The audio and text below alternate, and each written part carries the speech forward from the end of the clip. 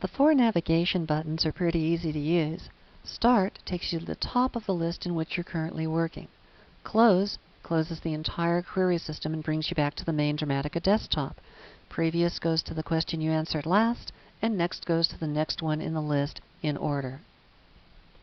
The progress bars at the bottom of the navigation side are designed to show you at any point in the process exactly how much of your story's structure you've created and how much of the potential storytelling you've completed. As you answer questions throughout the Dramatica query system, the number of potential story forms here will go down.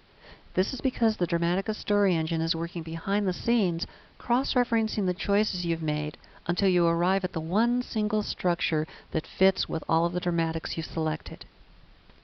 At the same time, the story-forming progress bar will begin to darken in to show you graphically how much of the story's structuring process you've completed. The storytelling progress bar works a little bit differently. It has a list of all of the questions that pertain to storytelling in the entire query system, and as you answer each one, it moves the bar just a little bit farther along.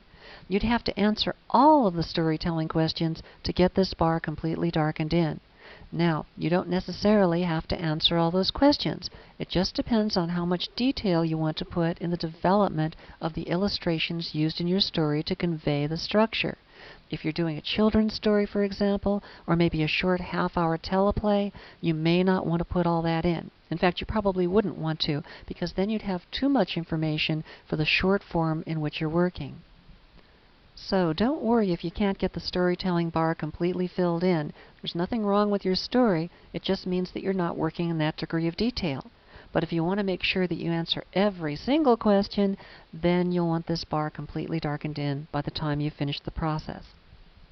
As a final thought about the navigation area, if you're an inspirationist writer, you may be using Dramatica only for storytelling. You may be answering just the storytelling questions in the storytelling lists.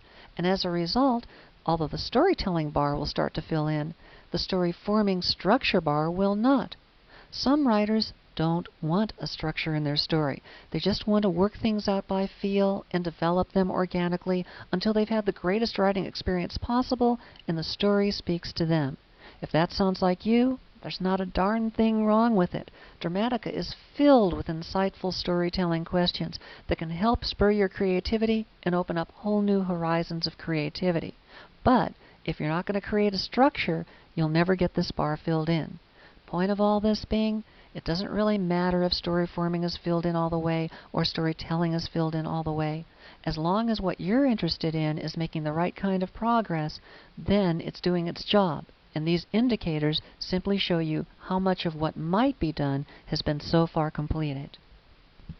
Of course, if you're trying to create a structure, either as a structuralist or an inspirationist who wants to find and refine the structure in the story they've already worked out, then you'll want to make sure story forming is complete and the number of story forms goes down to 1.